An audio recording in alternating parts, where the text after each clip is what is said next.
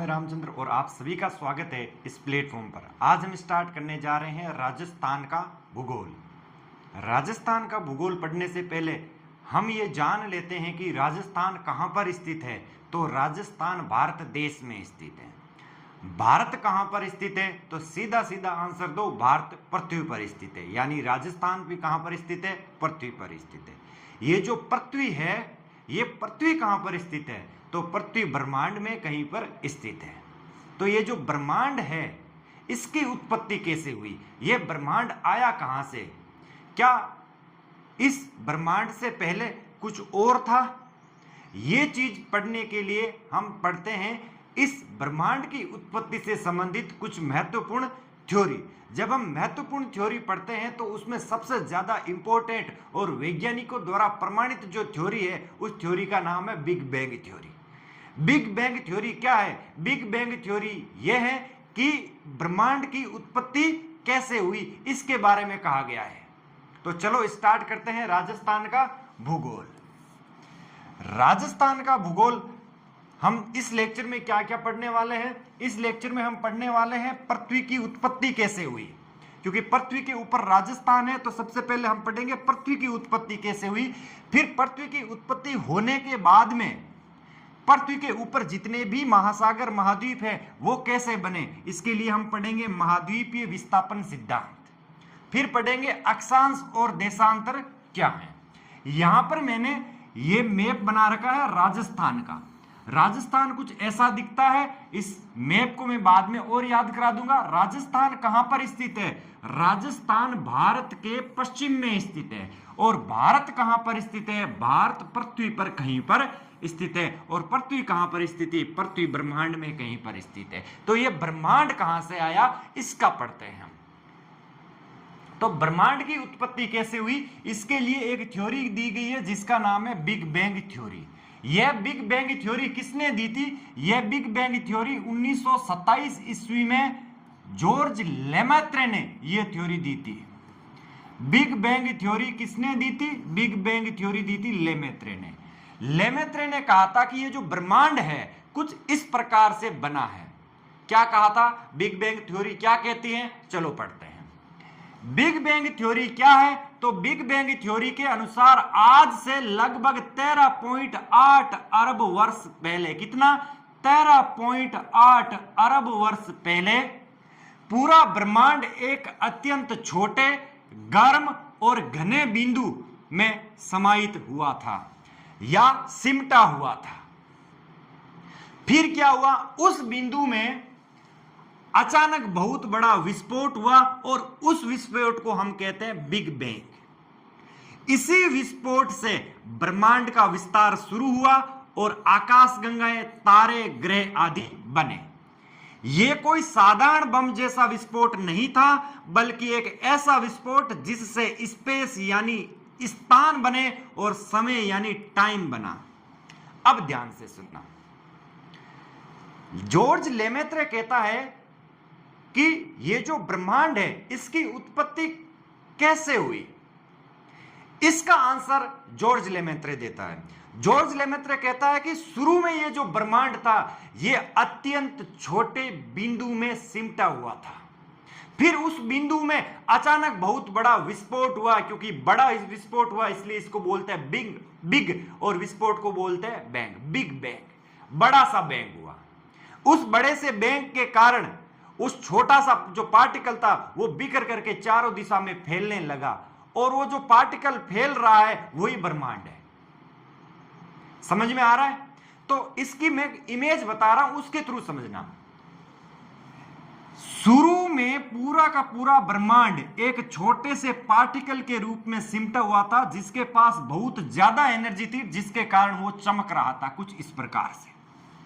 फिर इस पार्टिकल में अचानक बहुत बड़ा विस्फोट हुआ। विस्फोट होने के बाद ये पार्टिकल से चारों दिशाओं में बिखर गया। गैस और धूल के कण ऐसे चारों दिशाओं में बिखर गए। क्योंकि विस्फोट जब होता है तो गैस और धूल के कण ही बनते हैं, ठीक है। और जैसे ही ये बिग बैंग हुआ, क्योंकि बिग बैंग से पहले ये जो पार्टिकल था इससे पहले न तो कोई दूसरी जगह थी न ही कोई समय था, तो इस बिग बैंग के समय को हमने बोल दिया 0 सेकेंड। जैसे ही इसमें धमाका हुआ, धमाका होने के बाद में ये चारों दिशाओं में ऐसे फैलने लगा, उस धमाके के जस्ट तुरंत बाद 10 की पावर -6 सेकेंड में 10 की पावर -6 सेकेंड में इस यूनिवर्स के मूल कण यानी क्वार्क बन गए, जिसे हम क्वार्क युग कहते हैं। ये क्वार्क क्या है? क्वार्क जो है इस यूनिवर्स के, इस ब्रह्मांड के मूल कण है। मूल कण क्या होते हैं, इसके लिए समझना कि मूल पुरुष क्या होते हैं। ऐसे पुरुष जिससे अन्य की उत्पत्ति हुई उसको हम बोलते हैं मूल पुरुष। वैसे ही ऐसे कण जिससे अन्य कणों की उत्पत्ति हुई है उस कण को बोलते हैं मूल कण। जैसे हम छोटी क्लास में पढ़ते हैं कि परमाणु जो है पदार्थ का मूल कण है, क्योंकि परमाणु से छोटा और कुछ नहीं होता। परमाणु मिलकर के क्या बनते हैं? पदार्थ बनते हैं, यौगिक बनते हैं, अणु बनते हैं। परंतु जैसे जैसे हम उच्च कक्षा में जाते हैं कि परमाणु भी टूट सकता है, क्योंकि परमाणु में इलेक्ट्रॉन, प्रोटॉन, न्यूट्रॉन होते हैं। तो परमाणु मूल कण नहीं हुआ, फिर मूल कण क्या हुआ? इलेक्ट्रॉन, प्रोटॉन, न्यूट्रॉन ही हुआ। फिर हम और उच्च कक्षा में पढ़ते हैं तो देखते हैं इलेक्ट्रॉन भी टूट सकता है, और इलेक्ट्रॉन टूट सकता है तो इलेक्ट्रॉन को तोड़ते हैं तो इतना छोटा टूटते हैं कि उसके बाद वो टूटता ही नहीं है। उस सबसे छोटे पार्टिकल का हमने नाम रखा क्वार्क पार्टिकल। क्या नाम रखा? Quark particle. तो वो जो क्वार्क है जिसको और ज्यादा नहीं तोड़ा जा सकता, वही इस ब्रह्मांड का मूल कण है। उसी क्वार्क से इलेक्ट्रॉन बने, उसी क्वार्क से प्रोटॉन बने, और उसी इलेक्ट्रॉन और प्रोटॉन से परमाणु बना, और परमाणु से अणु बना, अणु से यौगिक बना, यौगिक से पदार्थ बने, यानी वस्तुएं बनी। तो इस ब्रह्मांड का जो मूल कण है वो कौन है? मूल कण है क्वार्क। और क्वार्क का निर्माण बिग बैंग के जस्ट तुरंत बाद 10 की पावर -6 सेकेंड में हो गया था। और उस बिग बैंग के 3 मिनट बाद में इस ब्रह्मांड में हाइड्रोजन और हीलियम गैस बन गई थी। हाइड्रोजन और हीलियम बनना यानी एक नाभिक बनना, न्यूक्लियस बनना, जिस प्रक्रिया को हमने नाम दिया न्यूक्लियोसिंथेसिस। तो न्यूक्लियोसिंथेसिस की जो प्रक्रिया है, वो न्यूक्लियोसिंथेसिस की प्रक्रिया बिग बैंग के कितने मिनट बाद में स्टार्ट हुई? तो न्यूक्लियोसिंथेसिस की प्रक्रिया बिग बैंग के 3 मिनट बाद में स्टार्ट हो गई थी। फिर करोड़ों वर्ष बाद में आकाश गंगाओं का निर्माण हुआ। उसी आकाश गंगा में हमारा एक सूरज है, जिसका निर्माण आज से 4.6 अरब वर्ष पूर्व हुआ था। सूर्य का निर्माण हुआ, और इसके साथ साथ टाइम के साथ साथ धीरे धीरे सूर्य के चारों ओर जितने भी ग्रह हमें आज दिखते हैं उनका निर्माण हुआ। और आज जो ब्रह्मांड है अपने को कुछ इस प्रकार से दिखता है, जिसमें बहुत सारी गैलेक्सीज है, बहुत सारे तारे हैं, और ये गैलेक्सी एक दूसरे से दूर जा रही है, फैल रही है। तो आज यानी बिग बैंग के 13.8 अरब वर्ष बाद में भी ब्रह्मांड लगातार क्या कर रहा है? फैल रहा है। तो जॉर्ज लेमैत्रे ने क्या कहा था कि ब्रह्मांड की उत्पत्ति कैसे हुई? कि एक छोटा सा पार्टिकल था जिसके पास बहुत ज्यादा एनर्जी थी, जिसके कारण वो चमक रहा था। फिर उसमें अचानक विस्फोट हुआ, क्योंकि एनर्जी, कोई भी एनर्जी जो है संभाल के नहीं रख सकता इतनी सारी। फिर उसमें विस्फोट हुआ तो चारों तरफ पार्टिकल बिखरे, गैस और धुएं के कण बने, गैस और धुएं के बादल बने। और क्योंकि ये बम से इनको ऊर्जा मिल गई थी, ये फटने से इसको ऊर्जा मिल गई, तो ये पार्टिकल अब गति कर रहे हैं, तो ये मतलब दूर दूर जा रहे हैं, इसका मतलब फैल रहा है ब्रह्मांड। तो जॉर्ज लेमैत्रे ने कहा था कि ब्रह्मांड फैल रहा है, ठीक है, और जिसकी उत्पत्ति एक कण से हुई, जिस कण का नाम रखना हमने मूल कण, ठीक है। मूल कण क्या? जिस कण का नाम हमने धमाका होने के बाद उस कण का नाम रखा बिग बैंग वाला कण। कौन सा कण? बिग बैंग वाला कण। बिग बैंग के जस्ट 10 की पावर 6 सेकेंड में क्वार्क बने, और क्वार्क के बाद में 3 मिनट बाद में हाइड्रोजन और हीलियम बन गए, और उसके बाद में धीरे धीरे करोड़ों वर्षों में आकाश गंगाएं, सोलर सिस्टम, पृथ्वी का निर्माण हुआ। तो बिग बैंग के बाद क्या हुआ उसको सुने। बिग बैंग के बाद क्या हुआ? बिग बैंग के बाद गैस और धूल के विशाल बादल बने, इनसे आकाश गंगाएं और तारे बनने लगे। ये देखो, गैस और धूल के विशाल बादल है जिनके पास एनर्जी भी है, और ये ऐसे चमक रहे हैं। फिर सूर्य का निर्माण आज से 4.6 अरब वर्ष पहले हुआ। इसी बिग बैंग में जो गैस और धूल के बादल थे, ठीक है, गैस और धूल का एक विशाल बादल गुरुत्वाकर्षण के कारण सिकुड़ने लगा और सूर्य बना।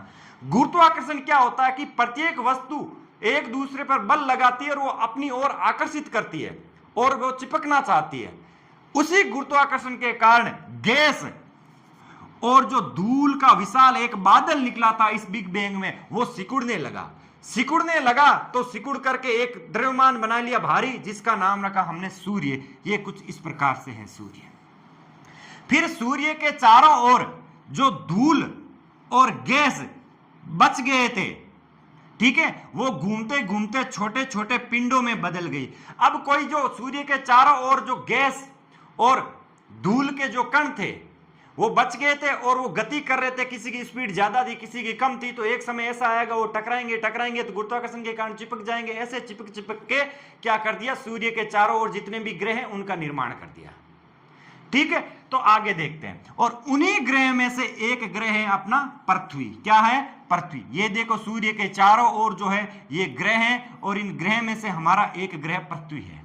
तो पृथ्वी की प्रारंभिक अवस्था कैसी थी? तो पृथ्वी प्रारंभ में बहुत गर्म थी, फिर धीरे धीरे ठंडी हुई।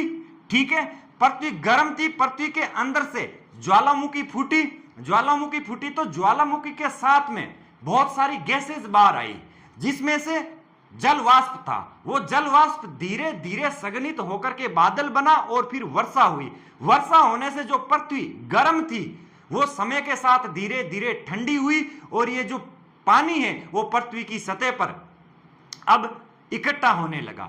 इस प्रकार धीरे धीरे आज जो अपने को जो पृथ्वी है वो ठंडी होकर कुछ इस प्रकार से दिख रही है, जिसमें नीला वाला भाग क्या है? पानी है, और ये वाला भाग क्या है? जमीन है। तो जीवन की उत्पत्ति कैसे हुई पृथ्वी पर? तो महासागरों में रासायनिक प्रक्रियाओं से जीवन की उत्पत्ति हुई और धीरे धीरे जीवों का विकास हुआ। ठीक है, अब देखते हैं कि ये बिग बैंग थ्योरी सही क्यों है, क्या प्रमाण है। आज हमें ऐसी क्या चीजें मिलती है जिसके कारण हम ये कहते हैं कि बिग बैंग थ्योरी सही है, बाकी थ्योरी का अपने को इतनी सही नहीं लगती। तो बिग बैंग थ्योरी के क्या प्रमाण है देखना। ब्रह्मांड का लगातार फैलना, आकाश गंगाएं एक दूसरे से दूर जा रही है। आज हम देखते हैं कि आकाश गंगाएं एक दूसरे से दूर जा रही है। हमारे पास इतने साधन हो गए हैं साइंस की मदद से कि हम ये देख सकते हैं कि आकाश गंगाएं दूर जा रही है। ठीक है, तो बिग बैंग में भी यही कहा था कि ब्रह्मांड फैल रहा है, और आज हम देखते हैं कि ब्रह्मांड लगातार फैल रहा है। इसका मतलब बिग बैंग थ्योरी सही है। फिर दूसरी, cosmic microwave background. Big bang के बाद बची हुई ऊर्जा आज भी सूक्ष्म तरंगों के रूप में मिली है। देखो, क्योंकि शुरू में एक पार्टिकल था जिसके पास बहुत ज्यादा एनर्जी थी, ये वो पार्टिकल है। उस पार्टिकल में क्या हुआ? धमाका हुआ तो चारों तरफ क्या हुआ? ये बिखर गया, एनर्जी बिखर गई, रेडिएशन बिखर गई। तो उस बिखरी हुई ऊर्जा में आज अपने को एक ऊर्जा मिल रही है जिसका नाम है कॉस्मिक माइक्रोवेव बैकग्राउंड। ये पूरे ब्रह्मांड में सब जगह है। आप कहीं पर भी जाओगे, कहीं पर भी ये स्टडी करोगे तो ये जो माइक्रोवेव है, कॉस्मिक माइक्रोवेव, पूरे ब्रह्मांड में सब जगह मिल रही है। इसका अर्थ ये है कि ये कहीं ना कहीं किसी एक ही जगह से आई होगी, और वो एक जगह किसने बताई? वो एक जगने बताई लेमैत्रे ने, कि इस जगह से ये आई है। ठीक है, फिर हाइड्रोजन और हीलियम की अधिकता। ब्रह्मांड में सबसे अधिक यही गैसें पाई जाती हैं जो बिग बैंग सिद्धांत का समर्थन करती हैं। बिग बैंग में कहा था कि इस विस्फोट के 3 मिनट बाद में हाइड्रोजन और हीलियम बन गए। तो सोचो, आज करोड़ों अरबों वर्ष हो गए तो हाइड्रोजन और हीलियम कितने बने होंगे? बहुत ज्यादा बने होंगे। बहुत ज्यादा बने हुए होंगे तो इस ब्रह्मांड में सबसे ज्यादा यही होंगे। तो सबसे ज्यादा यही होंगे, इसके लिए आज हम देखते हैं तो सबसे ज्यादा हमें यही मिलता है। ये ऐसे कुछ प्रमाण है अपने पास जिससे ये पता चलता है कि बिग बैंग की जो थ्योरी थी लेमैत्रे ने दी थी वो सही थी। ठीक है, उसके बाद में यहां पर कुछ टाइमलाइन दिया गया कि जिस समय बिग बैंग नहीं हुआ था, केवल एक ही पार्टिकल था, उस पार्टिकल के टाइम जो समय था उसको हमने नाम रखा 0 सेकेंड।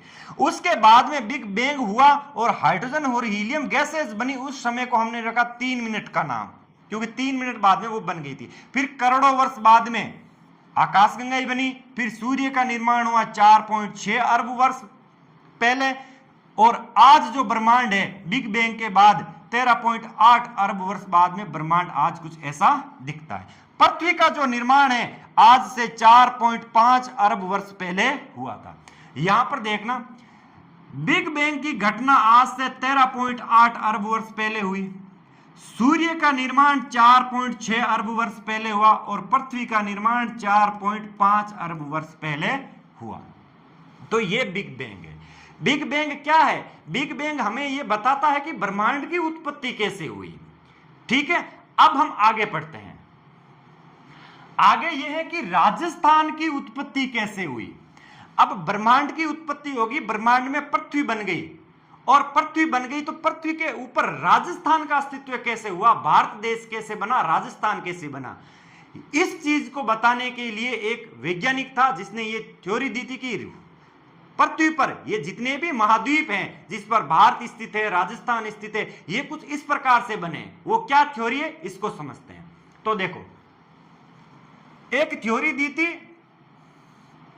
जर्मन वैज्ञानिक अल्फ्रेड वेगनर ने 1912 में। बिग बैंग से पहले ही थ्योरी दे दी कि पृथ्वी बनने के बाद आज अपने को जितने भी महाद्वीप दिख रहे हैं वो कैसे बने थे। इसके लिए उन्होंने एक थ्योरी दी थी।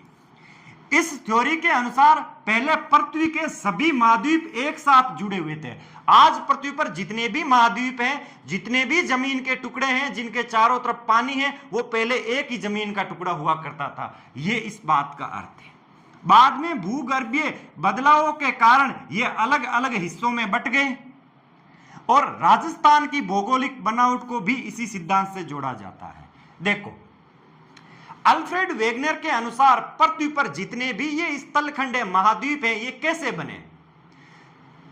तो उन्होंने कहा था कि ये जो पृथ्वी है, इस पृथ्वी पर शुरू में केवल एक ही जमीन का टुकड़ा था। उस जमीन के टुकड़ा का नाम हमने रखा या उन्होंने रखा पेंजिया। क्या नाम रखा? पेंजिया।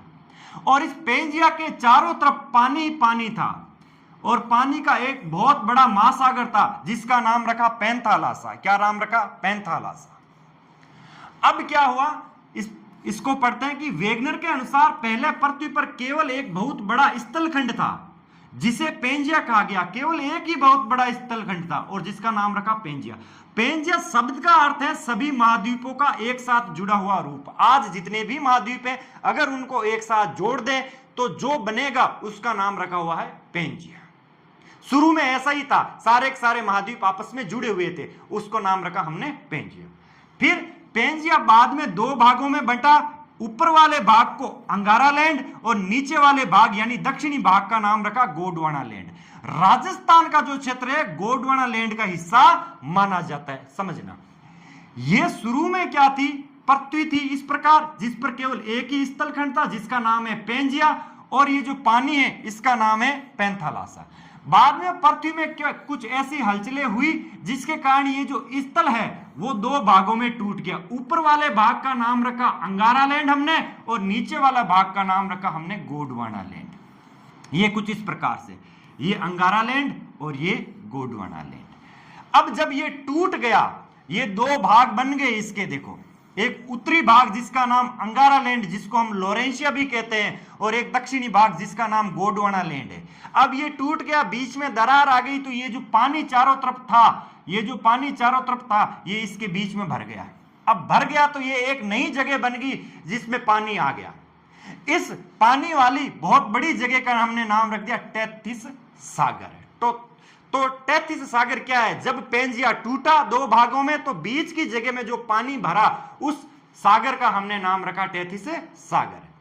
ठीक है, अब आगे देखना, यह टेथिस सागर क्या है कि टेथिस सागर दो बड़े स्थलखंडों के बीच स्थित था। यहां पर देखो, यह अंगारा लैंड और गोंडवाना लैंड के बीच में स्थित था।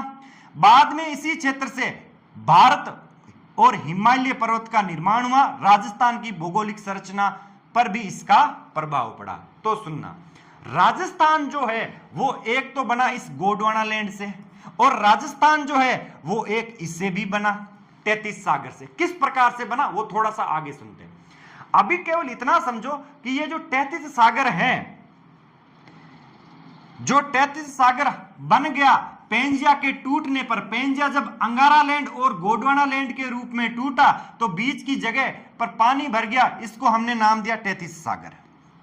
इस तैतीस सागर में जब धीरे धीरे बरसात हुई, पृथ्वी पर बरसात होने लगी तो नदियां बहना स्टार्ट हुई, और वह नदियां जो तैतीस सागर की तरफ बह रही थी गोंडवाना लैंड से, और अंगारा लैंड से भी जो नदियां तैतीस सागर की तरफ बह रही थी, वो नदियां अपने साथ में पानी के साथ साथ में कूड़े और कंकड़ भी लेकर के आती थी। कूड़े कंकड़ को हम बोलते हैं अवसाद। क्या बोलते हैं? अवसाद।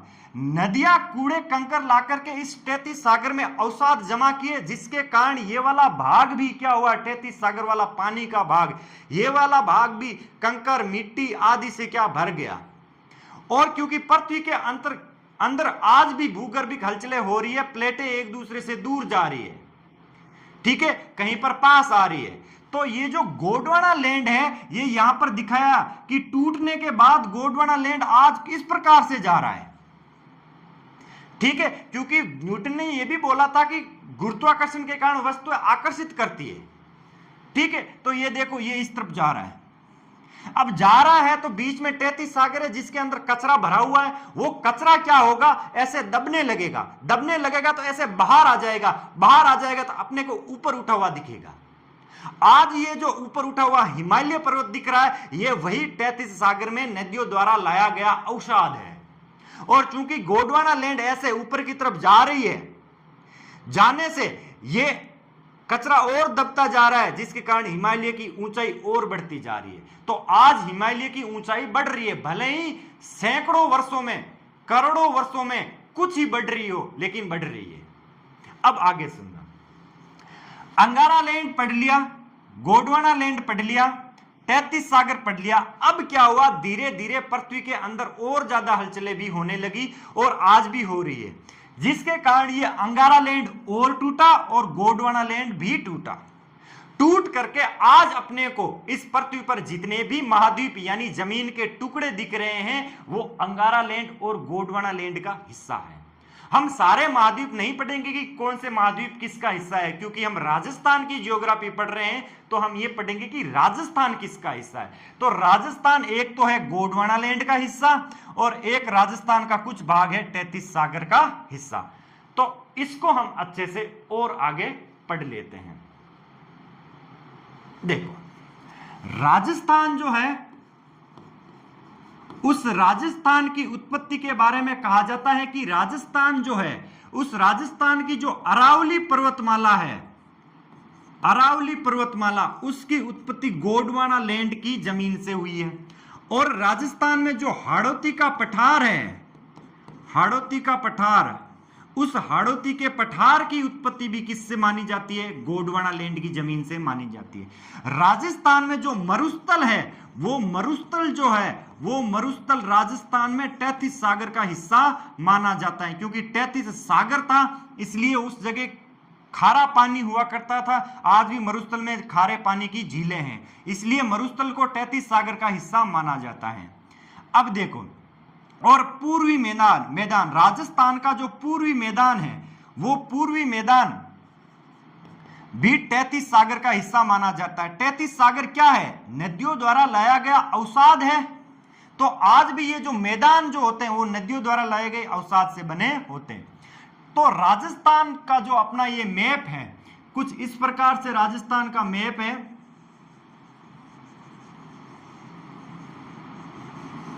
ये इस राजस्थान के मैप में इधर वाले भाग, जिसका हमने नाम रखा मरुस्थल, क्योंकि ये मरुस्थल था, ठीक है, ये बीच वाला भाग जो है अरावली है, ये अरावली। ये वाला जो जगह है वो हाड़ौती का पठार है, ये वाला हाड़ौती का पठार, ठीक है, और बाकी बची हुई चीज पूर्वी मैदान है। क्या है, पूर्वी मैदान। तो राजस्थान की जो जमीन है, उस पूरी जमीन को हमने देखा तो चार प्रकार की मिली। एक तो मरुस्थल वाली जमीन, एक अरावली पर्वत वाली जमीन, एक हाड़ौती के पठार वाली जमीन, एक मैदान। तो राजस्थान की उत्पत्ति कैसे हुई, हमने पढ़ लिया। राजस्थान की उत्पत्ति जो है, महाद्वीपीय विस्थापन सिद्धांत के अनुसार राजस्थान के चार भागों की उत्पत्ति कुछ इस प्रकार से हुई। अरावली की उत्पत्ति गोंडवाना लैंड से, हाड़ौती की उत्पत्ति भी गोंडवाना लैंड से मरुस्थल की उत्पत्ति तैतीस सागर से और पूर्वी मैदान की उत्पत्ति भी तैतीस सागर से। अरावली जो है सबसे पुरानी है, अरावली जो है सबसे पुरानी है। ठीक है, अब आगे पढ़ते हैं। अब हम पढ़ेंगे अक्षांश और देशांतर क्या होते हैं। अक्षांश और देशांतर क्या होते हैं, तो सबसे पहले पढ़ेंगे अक्षांश क्या होते हैं। अक्षांश क्या होते हैं इससे पहले मैं बता देता हूं कि अक्षांश पृथ्वी पर जो लेटी हुई लाइनें हैं, उन लेटी हुई लाइनें को हम लेटीट्यूड कहते हैं। क्या कहते हैं? लेटीट्यूड। इन्हीं लेटीट्यूड को हिंदी में अक्षांश कहते हैं। क्या जरूरत पड़ी थी पृथ्वी पर ऐसी लेटी हुई लाइनें बनाने की? तो इसके लिए आप थोड़ा सा सुनना।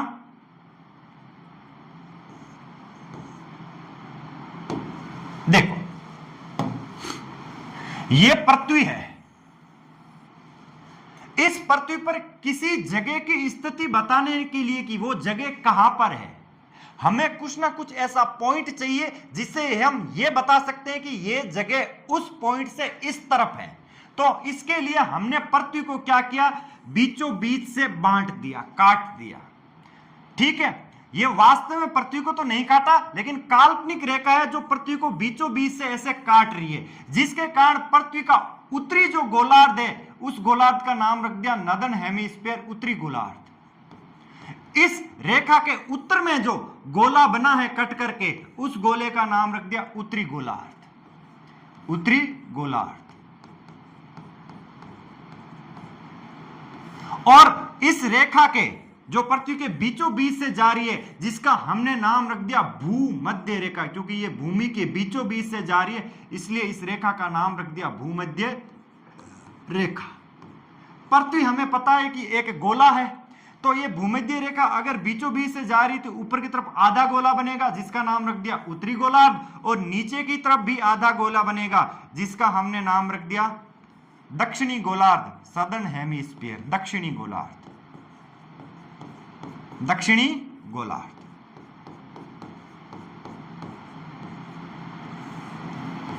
अब हम इस पॉइंट की स्थिति बता सकते हैं कि ये पॉइंट कहां पर है। ये पॉइंट जो है वो उत्तरी गोलार्ध में स्थित है कि नहीं? तो किसी जगह की लोकेशन, स्थिति बताने के लिए हम क्या करते हैं? अक्षांश और देशांतर बनाते हैं। अक्षांश क्या है? अक्षांश है पृथ्वी को बीचों बीच से काटने वाली लाइन, जिसको हमने भूमध्य रेखा का, ये एक अक्षांश है। इसको हमने 0 डिग्री अक्षांश भी कहा। इसका नाम क्या रखा? 0 डिग्री अक्षांश। भूमध्य रेखा का नाम है 0 डिग्री अक्षांश। अब देखो, इस भूमध्य रेखा से, यहां से आप 1 डिग्री ऊपर गए, ठीक है, तो ये हुई 1 डिग्री उत्तरी अक्षांश, 1 डिग्री उत्तरी अक्षांश। इस भूमध्य रेखा से आप 66 डिग्री ऊपर गए, तो ये हुए 66 डिग्री उत्तरी अक्षांश। ठीक है, इस भूमध्य रेखा से आप 90 डिग्री ऊपर गए, तो ये हुआ 90 डिग्री उत्तरी अक्षांश। इस प्रकार हम नाम रखते गए। इस 90 डिग्री उत्तरी अक्षांश को हम बोलते हैं उत्तरी ध्रुव। क्या बोलते हैं? उत्तरी ध्रुव। अब अगर देखो कि ये जगह कहां पर है, ये जो जगह है ना, ये जगह कहां पर है, तो हम बोल देंगे ये जगह जो है 1 डिग्री उत्तरी अक्षांश के आसपास है। कुछ तो इसके नीचे है, कुछ इसके ऊपर है। इस प्रकार हम पृथ्वी पर जगह की स्थिति बताने के लिए हम पृथ्वी को अक्षांशों के रूप में बांटते हैं। अच्छा, उत्तरी गोलार्ध में स्थित है या दक्षिणी गोलार्ध में स्थित है कोई जगह, जैसे ये जगह है, कहां पर स्थित है? दक्षिणी गोलार्ध में स्थित है। अगर हम पृथ्वी को कुछ इस प्रकार से भी बांटे, देखो, अगर हम पृथ्वी को कुछ इस प्रकार से बांटे, ये पृथ्वी है, और पृथ्वी को ऐसे बराबर भागों में बांटते, ठीक है, तो ये वाला जो आधा गोला है, इस आधे गोले का नाम रख दिया पूर्वी गोलार्ध, क्योंकि ये पूर्वी दिशा में है, तो पूर्वी गोलार्ध। और ये वाला आधा गोला कौन सा? पश्चिमी गोलार्ध, पश्चिमी गोलार्ध।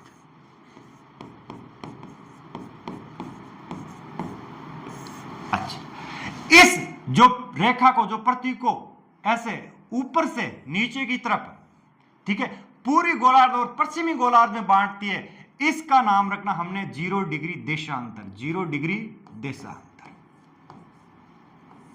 अच्छा अब सुनना, अब मैं एक मैप बना रहा हूं यहां पर, मैप क्या, एक डायग्राम बना रहा हूं। ये देखो पृथ्वी पर ये वाली रेखा जिसका नाम है 0 डिग्री अक्षांश या भूमध्य रेखा,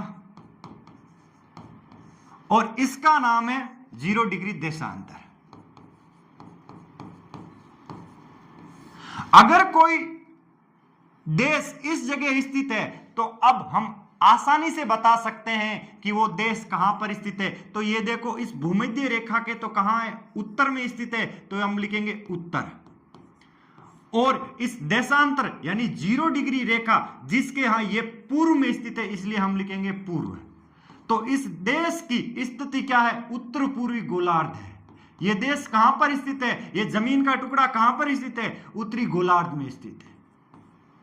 अगर हम एक ही रेखा खींचते जो पृथ्वी को 2 बराबर भागों में बांटती, तो यह देश यहां पर भी हो सकता था, यह देश यहां पर भी हो सकता था। हमने बोला कि कोई देश जो है वो उत्तरी गोलार्ध में है, नदर्न हेमिस्फीयर में, तो वो वहां पर भी हो सकता है, यहां पर भी हो सकता है, तो उसको पूरी जगह ऐसे भटकना पड़ेगा।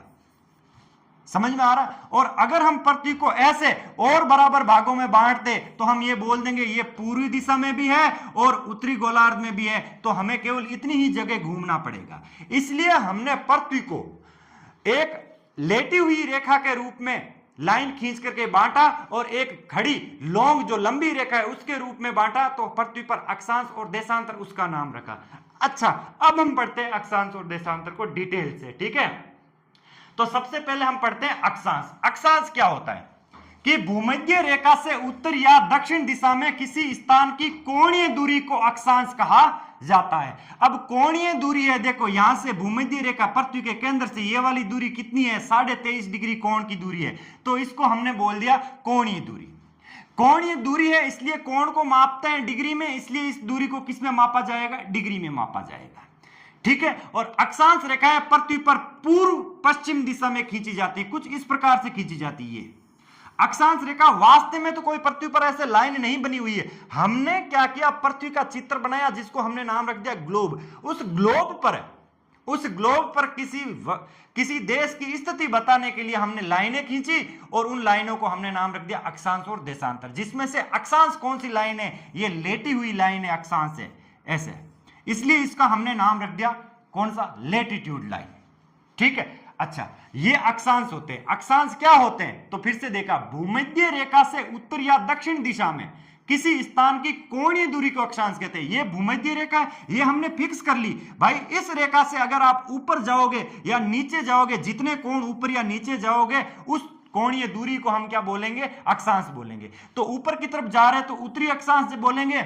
और नीचे की तरफ जा रहे हैं, दक्षिण की तरफ जा रहे हैं तो दक्षिणी अक्षांश बोलेंगे। ये चीज समझ में आ गई। कुल कितने अक्षांश होते हैं ऐसे, ये देखो एक तो हो गई अपने पास कितनी, भूमध्य रेखा। उस भूमध्य रेखा के बाद में 1 डिग्री, 2 डिग्री, 3 डिग्री, 4 डिग्री ऐसे करते करते यहां से 90 डिग्री का कोण बनाया। कितने डिग्री का, 90 डिग्री का। तो उत्तर की तरफ कितनी हुई, उत्तर की तरफ कितनी अक्षांश हुई, तो 1 से लेकर के 90, तो 90 उत्तरी अक्षांश। ऐसे ही यहां पर ये 90 डिग्री, तो 1 से लेकर के 90 दक्षिण की तरफ दक्षिणी अक्षांश, और फिर ये एक भूमध्य रेखा जो 0 डिग्री है ये। तो टोटल कितने अक्षांश है अपने पास, 181 अक्षांश है, 181 अक्षांश है, डिग्री नहीं, 181 अक्षांश, ठीक है। तो आगे देखते हैं प्रमुख अक्षांश कौन कौन से हैं। अब पृथ्वी पर कुछ प्रमुख अक्षांश हैं। हमने जिस प्रकार प्रमुख अक्षांश एक रखा, हमने भूमध्य रेखा फिक्स कर दिया कि इसको हम भूमध्य रेखा बोलेंगे। ऐसे ही पृथ्वी पर कुछ महत्वपूर्ण कार्यों की वजह से इस पृथ्वी पर जो अक्षांश रेखा है उनका नाम रख दिया और उनको याद कर लिया, ठीक है। तो भूमध्य रेखा से, इस भूमध्य रेखा से 23.5 डिग्री उत्तर की तरफ जो अक्षांश है उसका नाम रखा कर्क रेखा। याद रखना क्या नाम रखा, कर्क रेखा। इस भूमध्य रेखा से 66.5 डिग्री जो उत्तर की तरफ अक्षांश है उसका नाम रखा आर्कटिक वर्त। वर्त क्यों कहते हैं अभी बताऊंगा, ठीक है। और 90 डिग्री उत्तर की तरफ जो अक्षांश है उसका नाम रखा उत्तरी ध्रुव है। इसी प्रकार भूमध्य रेखा के दक्षिण में 23.5 डिग्री का जो कोण बना रहा है अक्षांश, उस अक्षांश का नाम रखा 23.5 डिग्री दक्षिणी अक्षांश, जिसका स्पेशल नाम है मकर रेखा। तो मकर रेखा भूमध्य रेखा के नीचे स्थित है। और ऐसे ही 66 डिग्री वाले दक्षिणी अक्षांश का नाम रखा अंटार्कटिक वर्त, ठीक है। और 90 डिग्री दक्षिणी अक्षांश वाले का नाम रखा दक्षिणी ध्रुव है। तो ये कुछ महत्वपूर्ण अक्षांश है जो अपने को याद रखना है कि आर्कटिक जो वर्त है इसको अच्छे से याद रखना। आर्कटिक और अंटार्कटिक वर्त, आर्कटिक जो वर्त है वो उत्तर में है और अंटार्कटिक वर्त जहां कहां है, दक्षिण में। देखो आर्कटिक वर्त में कम शब्द है इसलिए हल्का है, हल्का है तो ऊपर रहेगा, ऊपर मतलब उत्तर रहेगा। और इसमें बहुत ज्यादा शब्द है, इससे ज्यादा शब्द है तो ये भारी है। भारी वस्तु कहां रहती, नीचे, नीचे मतलब ये दक्षिण में रहेगी। तो अंटार्कटिक वर्त कहां है, 66 डिग्री दक्षिण में है, ये याद हो गया। उसके बाद में देखते हैं अक्षांश की विशेषताएं क्या क्या होती है। अक्षांश की विशेषता यह होती है कि ये पूर्व से पश्चिम दिशा में खींची जाती है। सभी अक्षांश एक दूसरे के समांतर होते हैं। भूमध्य रेखा सबसे बड़ी अक्षांश है। देखो भूमध्य रेखा सबसे बड़ी अक्षांश है, यहां से यहां तक की दूरी है, बाकी सारे क्या है इनसे छोटे हैं। ये अक्षांश की विशेषता है, ठीक है। ध्रुवों की ओर जाने पर अक्षांश रेखाएं छोटी होती जाती है और 1 डिग्री अक्षांश अगर आप ऐसे जाओगे तो यहां से कितना किलोमीटर चलना पड़ेगा आपको, 111 किलोमीटर चलना पड़ेगा। यह अक्षांशों की विशेषता है। फिर से सुनना, अक्षांशों की विशेषता फिर से सुनना कि भूमध्य रेखा सबसे बड़ा अक्षांश है, उसके उत्तर में आप जाओगे तो अक्षांश रेखाएं छोटी होती जाएगी, दक्षिण में जाओगे तो भी अक्षांश रेखा छोटी होती जाएगी। यानी ध्रुव की तरफ जाओगे या तो चाहे उत्तरी ध्रुव की तरफ जाओ या दक्षिणी ध्रुव की तरफ जाओ, अक्षांश रेखाओं की लंबाई कैसी होती जाएगी, छोटी होती जाएगी। और अक्षांश रेखाएं सारी की सारी एक दूसरे के समांतर रेखाएं हैं। तो ये अक्षांश रेखाओं की विशेषता हो गई। उसके बाद में अक्षांश कैसे ज्ञात किया जाता है ये अपने को नहीं पढ़ना। 3 पॉइंट है। सूर्य की स्थिति से हम अक्षांश बताते थे कि सूर्य जो है कितने डिग्री का कोण बना रहा है उस पृथ्वी पर, तो वो उसका अक्षांश हो गया। ध्रुव तारे की स्थिति से भी बता देते हैं कि अक्षांश कहाँ है। आधुनिक जीपीएस है, उपग्रह, इनसे भी बता देते हैं कि अक्षांश जो है कितना नहीं है। फोन में अगर जियो कोण वाला ऐप डाउनलोड करें अपन, ठीक है, ज्योमेट्री का, जो ये बता देगा कि आपके घर की जो है अक्षांश और देशांतर कितना है। तो ये आधुनिक साधन से अक्षांश ज्ञात कैसे किया जाता है वो है। अब देखो अक्षांश का उपयोग कहां होता है। अक्षांश का उपयोग होता है स्थान की स्थिति बताने के लिए। अक्षांश ये बताता है, यहां पर देखो कि कोई देश उत्तरी गोलार्ध में स्थित है या दक्षिणी गोलार्ध में स्थित है, उत्तरी गोलार्ध में स्थित है या दक्षिणी गोलार्ध में स्थित है, यह अक्षांश बताता है। यानी स्थान की स्थिति ज्ञात करने के लिए काम में लिया जाता है। फिर जलवायु ज्ञात करने में अक्षांश काम में लिया जाता है। जलवायु ज्ञात करने में अक्षांश कैसे काम में लिया जाता है, देखो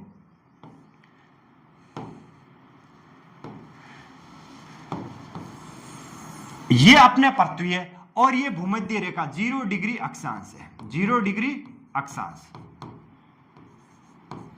इस 0 डिग्री अक्षांश को हम देखते हैं। जब पृथ्वी को देखते हैं तो पृथ्वी जो है सूर्य के चारों ओर चक्कर लगाती है और अपने चारों ओर भी पृथ्वी घूमती रहती है। जब पृथ्वी सूर्य के चारों ओर चक्कर लगाती है तो पृथ्वी का इतना ही हिस्सा, यहां पर देखना, ये वाला हिस्सा सूर्य और सूर्य के सामने आता रहता है। इसके बाद में ये वाला हिस्सा कभी भी सूर्य के सामने एकदम नहीं आता।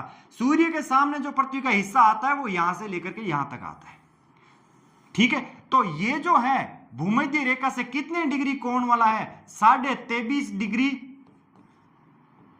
उत्तरी अक्षांश वाला, उत्तरी अक्षांश वाला, ठीक है, जिसको हम बोलते हैं, उत्तर को बोलते हैं नदन और अक्षांश को बोलते हैं लेटीट्यूड, नदन लेटीट्यूड। इसका हमने नाम रखा था कर्क रेखा, आपको याद है, तो इसका नाम क्या रखा, कर्क रेखा। और ऐसे ही 23.5 डिग्री दक्षिण तरफ इसका हमने नाम रखा मकर रेखा। क्या नाम रखा, मकर रेखा। अब देखो सूर्य चूंकि इसके बीच में ही रहता है, इधर और इधर, तो ये वाला भाग जो है जमीन का सबसे ज्यादा गर्म होगा।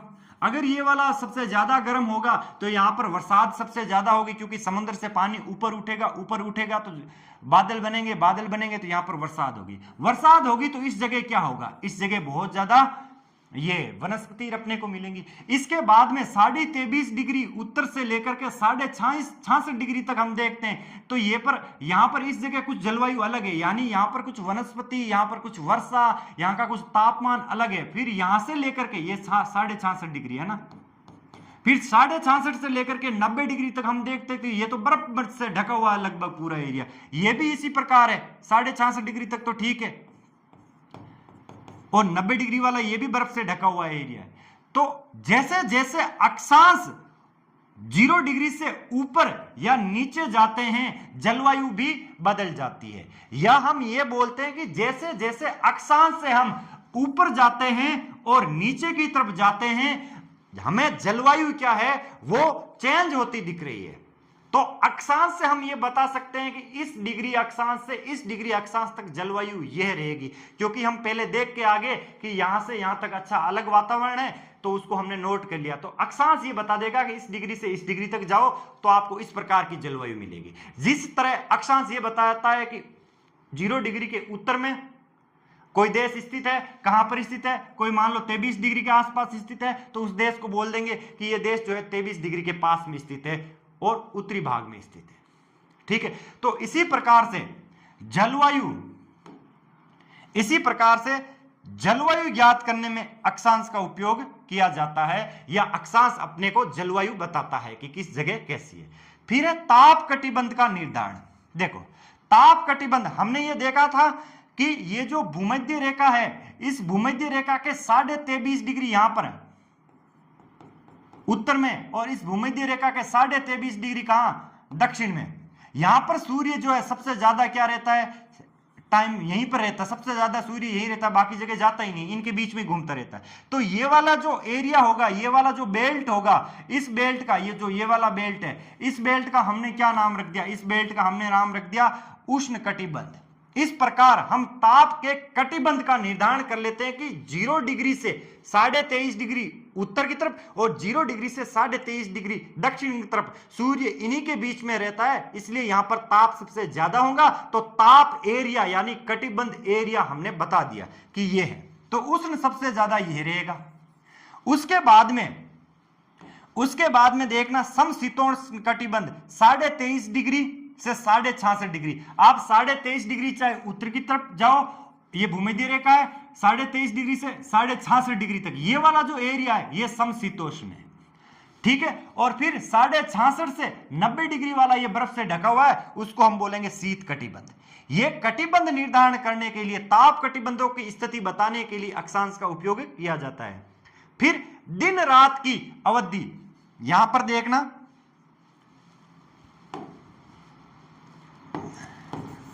जो दिन रात है उस दिन रात की स्थिति, दिन रात की अवधि बताने के लिए भी अक्षांश का उपयोग किया जाता है। कैसे, देखो मैं यहां पर लिखता हूं,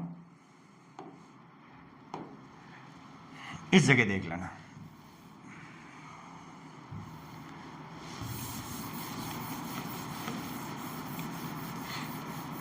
देखो ये है अपने पृथ्वी, और हमें पता है ये 0 डिग्री अक्षांश है, 0 डिग्री ठीक है लेटीट्यूड है। इस 0 डिग्री लेटीट्यूड से यहां पर देखो 23.5 डिग्री, ये हमने मेन याद कर लिए और उनको लिखते हैं ताकि समझने में आसानी हो। नॉर्दर्न लेटीट्यूड है, ठीक है, और ये 23.5 डिग्री सदर्न लेटीट्यूड है, यानी दक्षिणी अक्षांश है। ठीक है, अब सूर्य यहां से यहां तक इन्हीं के बीच में रहता है, इन्हीं के बीच में रहता, तो जब सूर्य इस जगह होगा तो जमीन के इस भाग पर किरणें सीधी पड़ेगी तो दिन बड़ा होगा, और बाकी सब एरिया में, बाकी जमीन में, बाकी पृथ्वी पर सब जगह क्या सूर्य की किरणें तिरछी पड़ेगी तो वहां पर क्या होगा, वहां पर जो दिन है वो छोटा होगा। इस प्रकार दिन की अवधि ज्ञात करने के लिए हम अक्षांश का उपयोग करते हैं।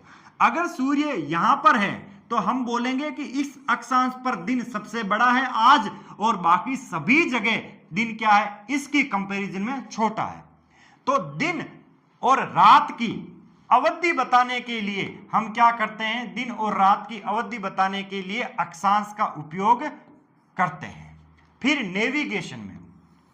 नेविगेशन किसको बोलते हैं, नेविगेशन बोलते हैं रास्ता बताना। जैसे ऊपर से कोई जहाज जा रही है तो वो कितना मुड़ेगी, तो किस देश में जाएगी, उसके लिए हम अक्षांश देशांतर बताते हैं। अब पृथ्वी को हमने ऐसे लाइनों में बांट रखा है, तो हर देश ने हर जगह से कुछ ना कुछ लाइन गुजर रही होगी तो हम उसको बता देंगे इतने डिग्री अक्षांश में आप जाओ, आपको ये जगह मिल जाएगी। तो नेविगेशन में किसका उपयोग किया जाता है? अक्षांश का उपयोग किया जाता है। और दूरी मापने में भी अक्षांश का उपयोग किया जाता है। दूरी मापने में अक्षांश का उपयोग कैसे किया जाता है? हमने देखा कि जब हम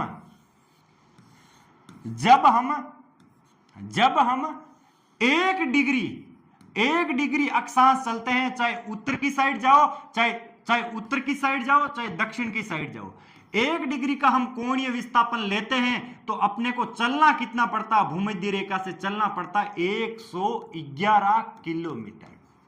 तो इस प्रकार 1 डिग्री अक्षांश जो है, 1 डिग्री अक्षांश में कितने किलोमीटर होते हैं? 111 किलोमीटर, लगभग 111 किलोमीटर होते हैं। इसका अर्थ यह हुआ कि अक्षांश अपने को दूरी ज्ञात करने में भी मदद करते हैं। इस प्रकार अक्षांश के हमने कुछ उपयोग पढ़ लिए। ठीक है, ये होते हैं अक्षांश। तो अब मैं इसको रिवाइज करवा देता हूं एक छोटे से फॉर्म में। अक्षांश क्या होते हैं? पृथ्वी को उत्तरी और दक्षिणी गोलार्ध में बांटने वाली जो 0 डिग्री अक्षांश है, उसके रेफरेंस में हम देखते हैं कि अक्षांश क्या होते हैं। हमने ये जगह फिक्स कर ली और इसी के रेफरेंस में देखते हैं। तो 0 डिग्री अक्षांश पृथ्वी को नॉर्दर्न हेमिस्फीयर और सदर्न हेमिस्फीयर में बांटती है, दक्षिणी गोलार्ध और उत्तरी गोलार्ध। ठीक है, अच्छा, अब जो अक्षांश हैं वो टोटल कितने होते हैं? 90 उत्तर में, 90 दक्षिण में और एक 0 डिग्री वाला, टोटल अक्षांश हो गए 181। कुछ महत्वपूर्ण अक्षांश है जिनका नाम हमने रखा, एक कारक रेखा, दूसरी का नाम जो दक्षिण की साइड है उसका नाम रखा सेम मकर रेखा, फिर उत्तर की साइड में उसका नाम रखा अंटार्कटिक वर्त और नीचे की साइड है अंटार्कटिक वृत्त, और जो नीचे की साइड है उसका नाम रखा आर्कटिक वृत्त। अच्छा, मैंने इसको उल्टा बोल दिया, देखो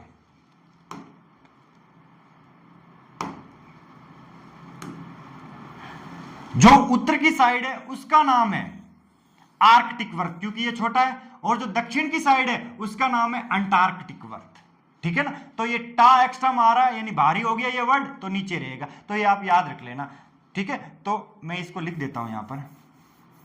उत्तर की साइड में जो है उसका नाम है आर्कटिक वर्त, और कितने डिग्री है कितने डिग्री नहीं वो आप देख लेना, आर्कटिक वर्त। दक्षिण की साइड में उसका नाम है अंटार्कटिक वर्त। ठीक है, फिर 90 डिग्री को बोलते हैं उत्तरी ध्रुव और 90 डिग्री को बोलते हैं दक्षिणी ध्रुव। ये हो गया अपने याद, यही होते हैं अक्षांश। एक 0 डिग्री से अगर आप 1 डिग्री जाते हो, 1 डिग्री उत्तरी अक्षांश जाते हो, ठीक है, या 1 डिग्री दक्षिणी अक्षांश जाते हो, तो आपको किलोमीटर कितना चलना पड़ेगा? किलोमीटर आपको चलना पड़ेगा 1 डिग्री में जाने में आपको किलोमीटर चलना पड़ेगा 111 किलोमीटर, ऐसे सीधा ऐसे 111 किलोमीटर चलना पड़ेगा। तो ये हो गए अक्षांश। अब बात करते हैं अपन देशांतर की। किसकी बात करते हैं? देशांतर की।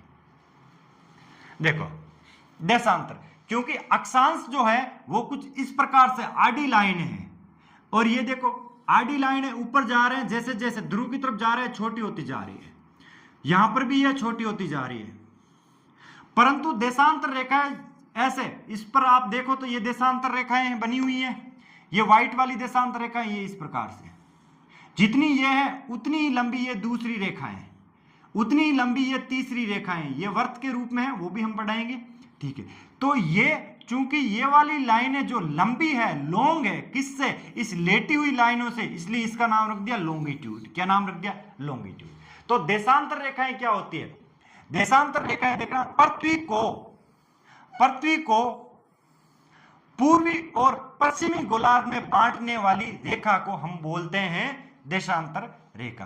तो 0 डिग्री देशांतर हमने किसका नाम रखा? 0 डिग्री देशांतर हमने नाम रखा ऐसी रेखा जो पृथ्वी को पूर्वी और पश्चिमी गोलार्ध के रूप में बांटती है, उस रेखा का नाम रखा 0 डिग्री रेखा।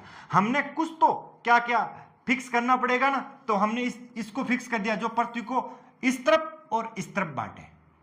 अब आगे देखना, ये जो 0 डिग्री देशांतर वाली रेखा है ये इंग्लैंड के ग्रीनविच शहर से गुजर रही है। यहां पर इंग्लैंड है, कहीं इंग्लैंड के ग्रीनविच शहर से गुजर रही है, इसीलिए इस 0 डिग्री देशांतर को हम बोलते हैं ग्रीनविच रेखा।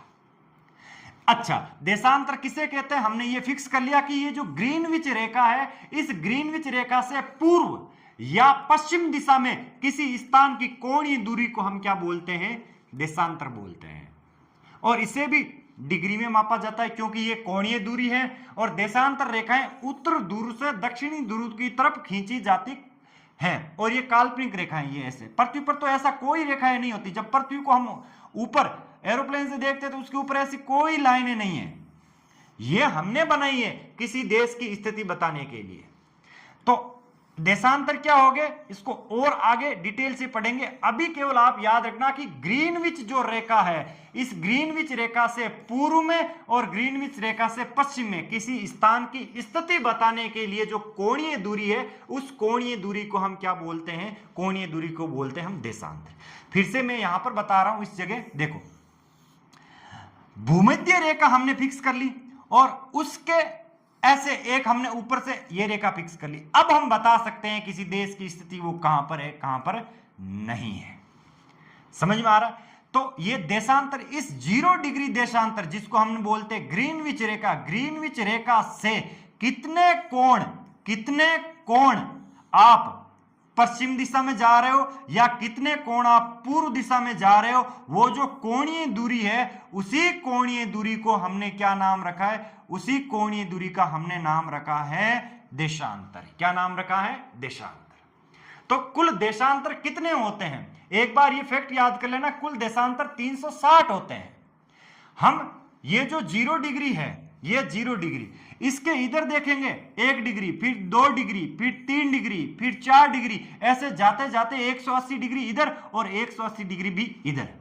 तो टोटल कितने होंगे? टोटल 360 हो गए। ठीक है, तो टोटल 360 हो गए। उसके बाद में प्रमुख देशांतर कितने हैं? प्रमुख देशांतर एक तो 0 डिग्री जो ग्रीनविच रेखा से, उसका नाम ग्रीनविच रेखा रखा है क्योंकि पहले पूरे विश्व में लगभग इंग्लैंड का दबदबा था और उसी टाइम ये स्टडी हो रही थी, पृथ्वी के नामकरण हो रहे थे, तो उन्होंने बोल दिया कि जो हमारे देश से रेखा गुजर रही है उस देश का नाम रख देंगे, जो ग्रीनविच शहर से गुजर रही है उसका नाम रख देंगे हम 0 डिग्री देशांतर। और अंतरराष्ट्रीय तिथि रेखा हमने 180 डिग्री देशांतर को अंतरराष्ट्रीय तिथि रेखा नाम दिया क्योंकि जब सूर्य की किरणें 180 डिग्री देशांतर पर, क्योंकि पृथ्वी घूमती है, ऐसे घूमने से क्या होगा, ये जो यहां पर 180 डिग्री, देखो ये 0 डिग्री देशांतर है, इसके जस्ट पीछे ये वाली लाइन जो है, ये वाली लाइन ये 180 है, ये वाली लाइन ये देखो ये 180 है और ये 0 है। इसके जस्ट पीछे कौन है? 180 डिग्री। जब ये सूर्य ऐसे घूमता है, सूर्य पूर्व से पश्चिम दिशा में घूमता है, तो धीरे धीरे क्या होगा, घूम करके ये वाला भाग क्या आ जाएगा? इस साइड आ जाएगा। जब ये वाला भाग सूर्य के सामने आ जाएगा उस समय अपने घड़ियों में, अपनी घड़ी में तिथि चेंज हो जाती है। तो हमने 180 डिग्री देशांतर को क्या नाम दिया? अंतरराष्ट्रीय तिथि रेखा नाम दिया। ठीक है, अब आगे देखना, आगे है देशांतर की विशेषताएं क्या है? देशांतर की विशेषताएं क्या है?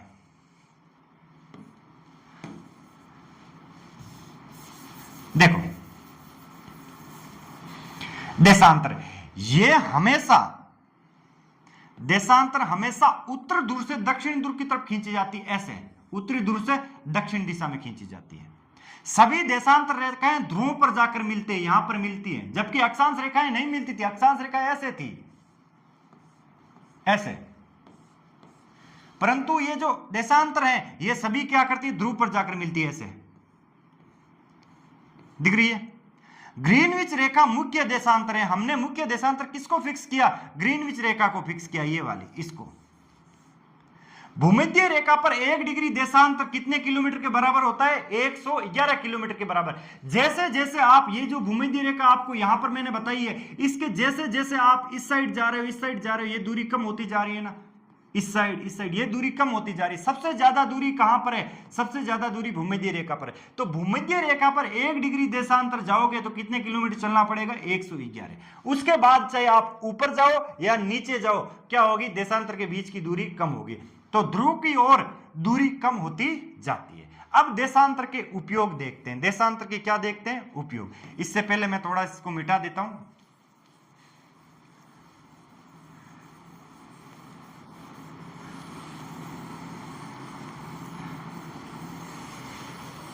अच्छा, देशांतर के उपयोग देखो। समय ज्ञात करने में हमने ये जो है ग्रीनविच रेखा, जिसका नाम है 0 डिग्री देशांतर, 0 डिग्री देशांतर, इस 0 डिग्री देशांतर पर हमारी जो घड़ी है उस टाइम हमने बजा दिए 0000 यानी 12 बजा दिए।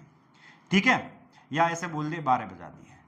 अब चूंकि 0 डिग्री वाला भाग सूर्य के सामने है, ठीक है, और बाकी भाग ऐसे घूमते घूमते हुए सूर्य के सामने बाद में आएगा, तो उस समय दिन बाद में होगा, उन सभी जगह पर दिन बाद में होगा। इसलिए जो देशांतर है वो क्या करता है? समय का निर्धारण करता है। मानक समय निर्धारित करने के लिए भारत की हमने ये 82.5 डिग्री पूर्वी देशांतर, क्योंकि भारत यहां पर स्थित है, इस 0 डिग्री देशांतर के पूर्व में स्थित है, इसलिए भारत की साइड जितनी भी देशांतर रेखाएं होंगी वो पूर्वी देशांतर रेखाएं होंगी।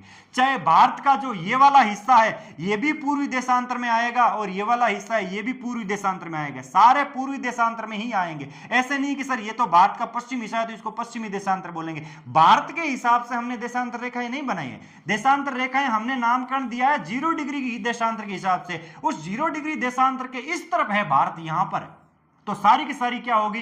पूर्वी देशांतर होगी। ठीक है, तो अब देखो भारत की जो मानक समय रेखा हमने फिक्स की है वो 82.5 डिग्री पूर्वी देशांतर है, क्योंकि ये भारत के देखो लगभग बीचों बीच से जाती है, इसलिए जितना समय इधर होगा उतना ही समय का अंतर लगभग इस साइड होगा। ठीक है, यानी जितना समय ये पृथ्वी जो है सूर्य के सामने पहले तो हिस्सा ये आएगा, फिर बाद में सबसे ज्यादा ये आएगा, तो उस हिसाब से टाइम अपना क्या होगा? चेंज होता रहेगा। भारत के इस पॉइंट और इस पॉइंट में समय का अंतर रहता है। ये जो अरुणाचल वाला हिस्सा है, ये अरुणाचल वाला हिस्सा ये सूर्य के सामने पहले आता है, तो यहां दिन पहले होता है और यहां पर दिन क्या होता है? बाद में होता है। तो दिन यहां पहले उगता है, यहां पर बाद में उगता है। ठीक है, और बहुत ज्यादा समय का गैप हो जाता है, तो हमने इस जगह को तिथि रेखा टाइमलाइन घोषित कर दिया भारत की, ताकि ये दूरी और ये दूरी समान रहे, इतना समय में अंतर नहीं हो, घड़ी में इतना अंतर नहीं हो, ताकि कोई आदमी जाए यहां से 4 बजे वहां 6 बजे पुगे तो वहां देखा अंधेरा हो गया, या वहां 6 बजे यहां से 6 बजे निकला तो वहां कुछ अलग टाइम था, तो बहुत ज्यादा 2-2 घंटे का अंतराल हो जाएगा, तो वो सही नहीं रहेगा। इसलिए बीचों बीच से तो एक का इधर, तो वो ठीक रहेगा। तो हमने ये स्टैंडर्ड इसलिए बनाया भारत के बीचों बीच से, ठीक है, लगभग बीचों बीच से। ठीक है, किसी स्थान की स्थिति ज्ञात करने में भी अपने पास देशांतर काम में आते हैं। देखो हाँ, ये पॉइंट जो है, ये वाला पॉइंट कहां पर स्थित है? ये वाला पॉइंट जो है इस 0 डिग्री देशांतर के पश्चिम में स्थित है, तो ये पश्चिम में, और ये भूमध्य रेखा के कहां पर स्थित है? उत्तर में, तो ये उत्तर में, तो ये कहां हो गया? उत्तर पश्चिमी गोलार्ध में। तो इस प्रकार देशांतर भी क्या करता है? अपने को स्थिति बताता है। नेविगेशन में यही सेम काम आता है कि कितने डिग्री देशांतर पर आप जाओगे, ये ठीक है। और अंतरराष्ट्रीय तिथि रेखा बनाने में भी देशांतर का काम लिया जाता है। तो ये होते हैं अक्षांश और देशांतर। अब हम जो है अक्षांश और देशांतर पढ़ने से पहले पढ़ लेते हैं जो हमने आज पढ़ा। हमने पढ़ा बिग बैंग थ्योरी। क्या पढ़ा? Big bang theory. उस चार्ट से, जो कि एक शुरू से ही एक ही पेज में सब कुछ इंट्रो दे देता है, वो चार्ट था, वो इमेज थी। अब डिटेल से जिससे आपको दिखे, जिससे आप नोट्स बना सको, वो सारी थ्योरी है। तो बिग बैंग थ्योरी क्या है? ये थ्योरी 1927 में जॉर्ज लेमेत्रे ने दी थी, जिसमें कहा गया कि बिग बैंग थ्योरी क्या है। तो बिग बैंग थ्योरी के अनुसार लगभग 13.8 अरब वर्ष पहले पूरा ब्रह्मांड एक अत्यंत छोटे और गर्म घने बिंदु में सिमटा हुआ था। ठीक है, इसके बाद एक बहुत बड़ा विस्फोट हुआ जिसे हमने बिग बैंग कहा। इसी घटना से ब्रह्मांड का विस्तार शुरू हुआ और धीरे धीरे आकाशगंगाएं, तारे, ग्रह का निर्माण हुआ। ग्रह का निर्माण हुआ। यह कोई साधारण बम जैसा विस्फोट नहीं था, बल्कि ऐसा विस्फोट जिससे स्थान यानी जगह बनना स्टार्ट हुई और समय की शुरुआत हुई थी। ठीक है, तो शुरू में क्या था? शुरू में एक पार्टिकल था। बिग बैंग पढ़ रहे हैं, क्या पढ़ रहे हैं? Big bang. शुरू में एक पार्टिकल था जिसमें विस्फोट हुआ। विस्फोट होने से यह पार्टिकल क्या होगा? चारों तरफ में बिखर गया, धुएं, गैस और छोटे छोटे कणों में यह बिखर गया। ठीक है, उसके बाद में इनमें से कुछ बादल, कुछ गैस इकट्ठा हो गए और आकाशगंगाएं बनाने लगे। फिर आकाशगंगा के बाद में सूर्य का निर्माण हुआ और सूर्य के बाद में उसके ग्रह का निर्माण हुआ, जिसमें से अपना एक ग्रह कौन है? पृथ्वी। ये कुछ इस प्रकार की थ्योरी है।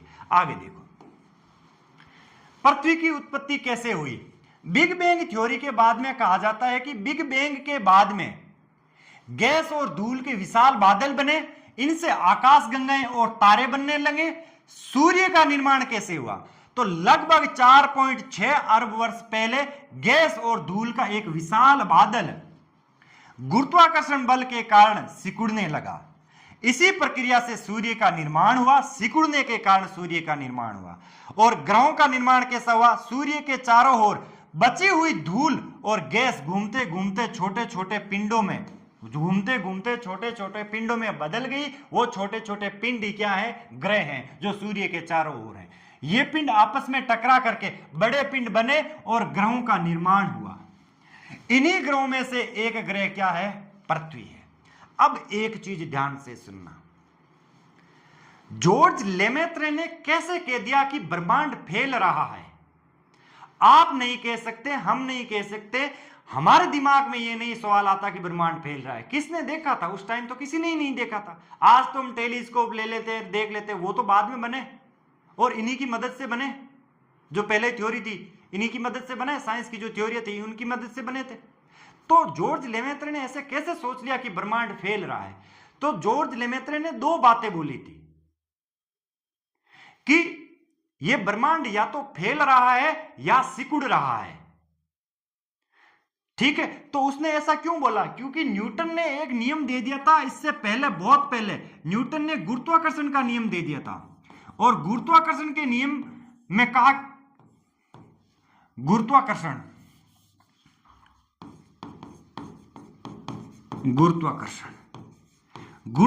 के नियम में क्या कहा कि सभी वस्तुएं एक दूसरे पर बल लगाती है, जिसके कारण वो एक दूसरे की ओर आती है, आकर्षण का बल लगाती है।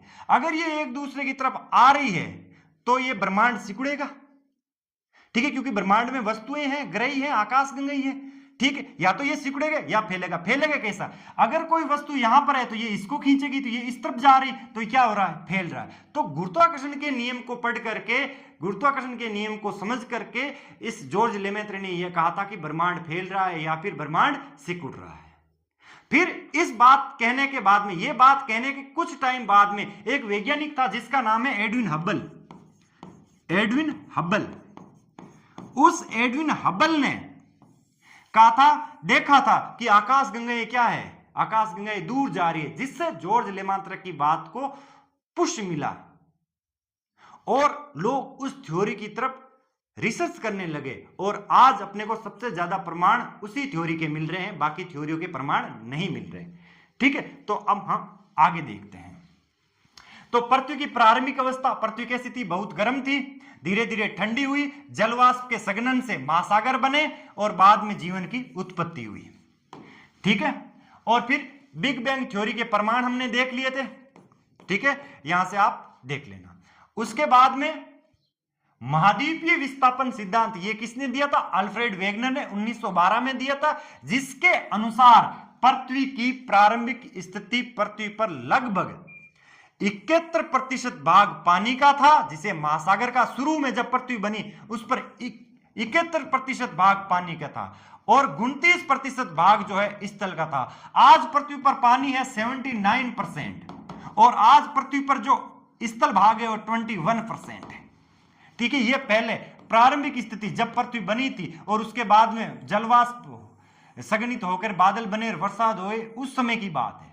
जब पेंजिया और पैंथालासा था उस समय की बात है ये। ठीक है, और ये आज की बात है। आगे देखो, प्रारंभ में पृथ्वी की सारी भूमि एक साथ जुड़ी हुई थी। इस विशाल स्थलखंड को पेंजिया कहा। ठीक है, और पेंजिया के चारों ओर फैला विशाल महासागर जिसका हमने नाम रखा पैंथालासा। क्या नाम रखा? पैंथालासा। ठीक है, तो पेंजिया, पेंजिया क्या था कि पृथ्वी की प्रारंभिक विशाल जो संयुक्त स्थलखंड था उसका नाम पेंजिया था। ठीक है, पेंजिया, पेंजिया का अर्थ है संपूर्ण पृथ्वी का संयुक्त भूभाग। इसके बाद में ये टूट करके दो भाग बने। एक का नाम जो उत्तर की साइड टूट करके गया उसका नाम अगारालैंड, और जो नीचे की साइड टूट करके गया इसका नाम गोंडवाना लैंड। ठीक है, तो राजस्थान को गोंडवाना लैंड का हिस्सा माना जाता है और 33 सागर का हिस्सा भी माना जाता है। तो पैंथालासा क्या था? पेंजिया के चारों ओर फैला विशाल महासागर जिसको पैंथालासा कहा जाता था, और पैंथालासा का अर्थ है चारों ओर फैला सागर।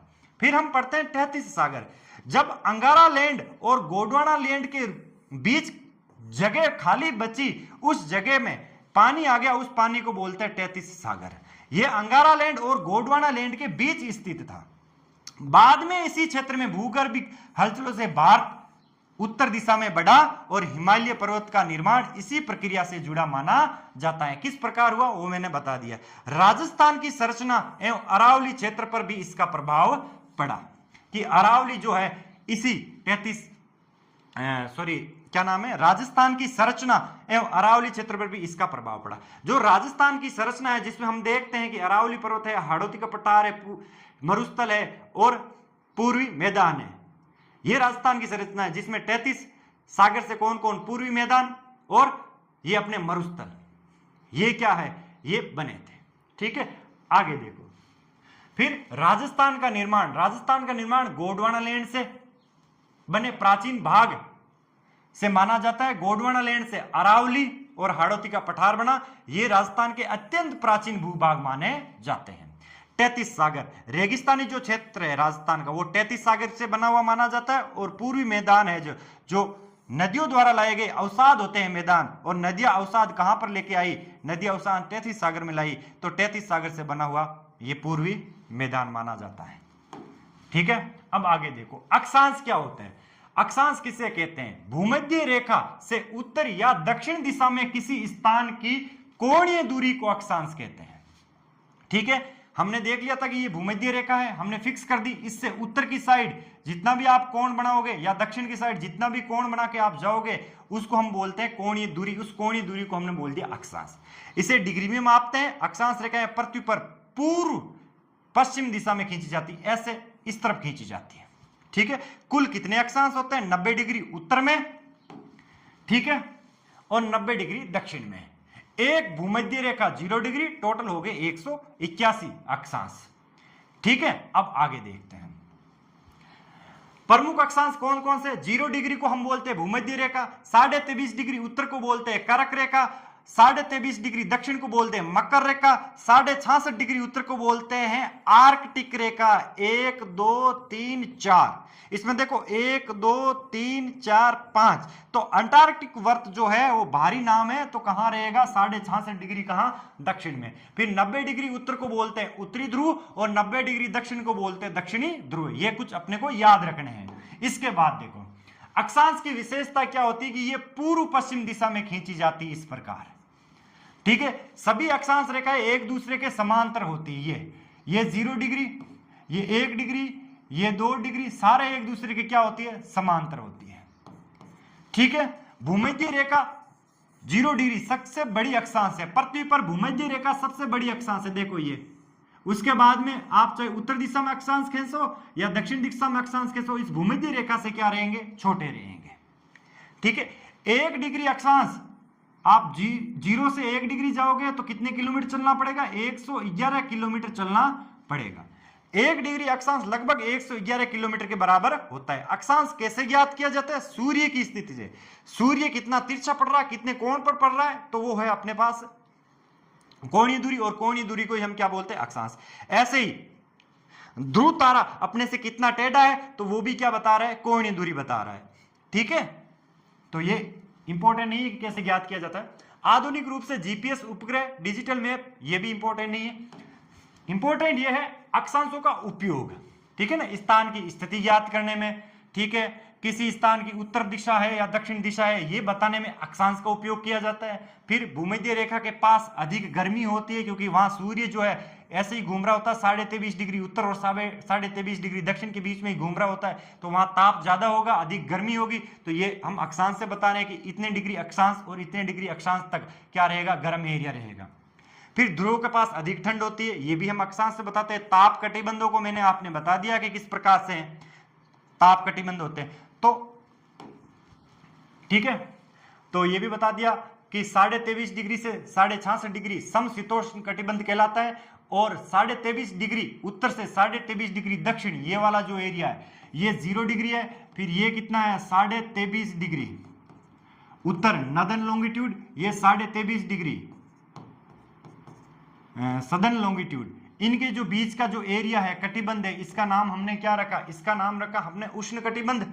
ठीक है, और फिर 23.5 डिग्री से यहाँ 66 तक, 66.5 तक, ये 66.5 नॉर्दर्न लॉन्गिट्यूड, और ऐसे ही इधर 23.5 डिग्री से 66.5 तक सदर्न लॉन्गिट्यूड। ये वाला जो एरिया है, ये वाला जो बेल्ट है, इसमें जो ताप रहेगा वो थोड़ा सा शीत जैसा रहेगा, तो इसको बोलते हैं समशीतोष्ण, थोड़ा सा ठंडा एरिया रहेगा। ठीक है, और फिर शीत कटिबंध इसके बाद वाले जो 90 डिग्री तक है, ये सारे के सारे शीत एरिया है, क्योंकि यहाँ पर सूर्य की किरणें सबसे टेढ़ी पहुंचती है, ये इसलिए यहाँ पर क्या होगा? ठंडा रहेगा। दिन रात की अवधि ज्ञात करने में हम अक्षांश का उपयोग करते हैं। कैसे? कि अगर सूर्य इस जगह है तो यहाँ पर दिन सबसे बड़ा होगा, बाकी सब जगह क्या होगा? दिन छोटा रहेगा। तो दिन रात की अवधि ज्ञात करने के लिए नेविगेशन में इसका उपयोग किया जाता है। और दूरी मापने में बोल दिया कि 1 डिग्री अक्षांश जाओगे तो 111 किलोमीटर आपको चलना पड़ेगा। अब आगे देखो, अक्षांश की ये फोटो मैंने समझा दी जिससे सारा कुछ समझ गए आप। अब देखो, ये जो है ना इक्वेटर, जो बीचों बीच से लाइन जा रही है पृथ्वी के, जिसका हमने नाम रख दिया इक्वेटर, यानी पृथ्वी को इक्वल बराबर भागों में बांट रही है भूमध्य रेखा, इसका नाम है भूमध्य रेखा, हिंदी में इसको भूमध्य रेखा बोलते हैं। भूमध्य रेखा से उत्तर की तरफ जाओगे तो कितने? 23.5 डिग्री, ठीक है, उत्तर की साइड, तो उसका नाम रखा ट्रॉपिक ऑफ कैंसर यानी कर्क रेखा। फिर उसका नाम रखा आर्कटिक सर्कल, जो यहां से जाता है 66.5 डिग्री, कितने से जाता है? 66.5 डिग्री उत्तरी लॉन्गिट्यूड, उत्तरी अक्षांश से।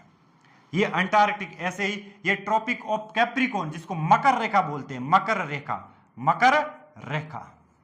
ये मकर रेखा हो गई। ठीक है, अब आगे देखते हैं। ये भूमध्य रेखा है, ठीक है, और ये फिर अक्षांश है कुछ इस प्रकार से,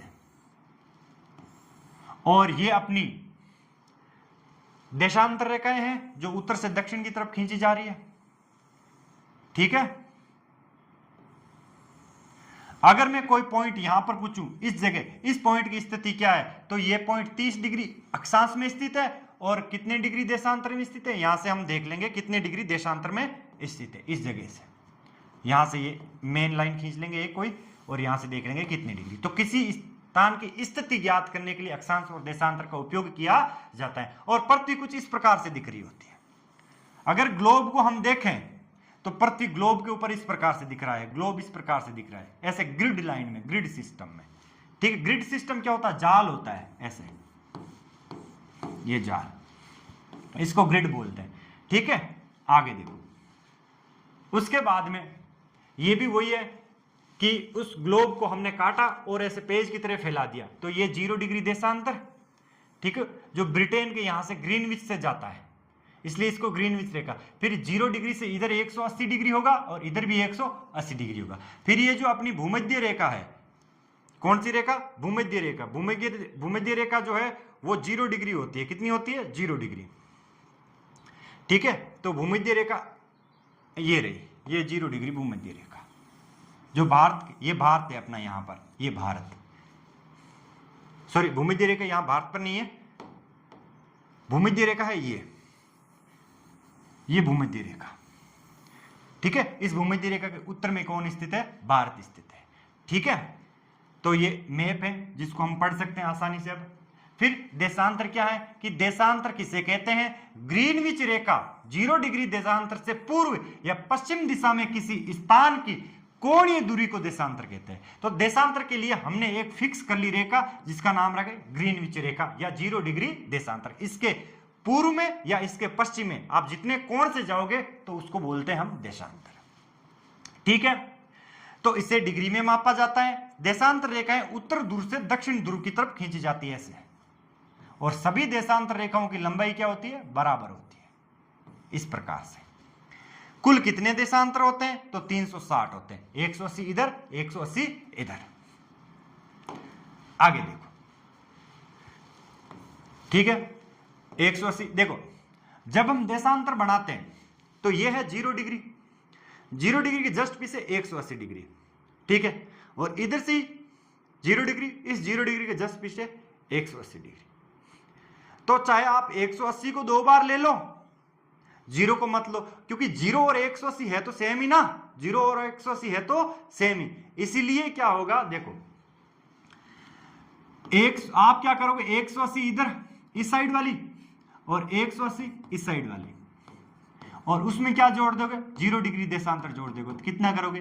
361, जो कि गलत है, क्योंकि ये जो 0 डिग्री है इसके पीछे ही क्या है?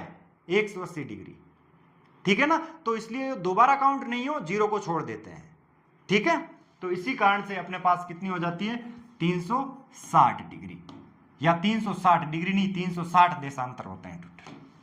आगे देखो, देशांतरों की विशेषता, ये उत्तर ध्रुव से दक्षिण दिशा तक, दक्षिण ध्रुव की तरफ खींचे जाते हैं। सभी देशांतर रेखाएं ध्रुवों पर जाकर के मिलती हैं ऐसे, ठीक है। और ग्रीनविच रेखा को मुख्य देशांतर कहते हैं। भूमध्य रेखा पर 1 डिग्री देशांतर पर 111 किलोमीटर की दूरी होती है, या 111 किलोमीटर के बराबर होता है 1 डिग्री देशांतर। और ध्रुव की ओर जाने पर ये जो है इनके बीच की दूरी कम होती जाती है देशांतर के बीच की, ठीक है।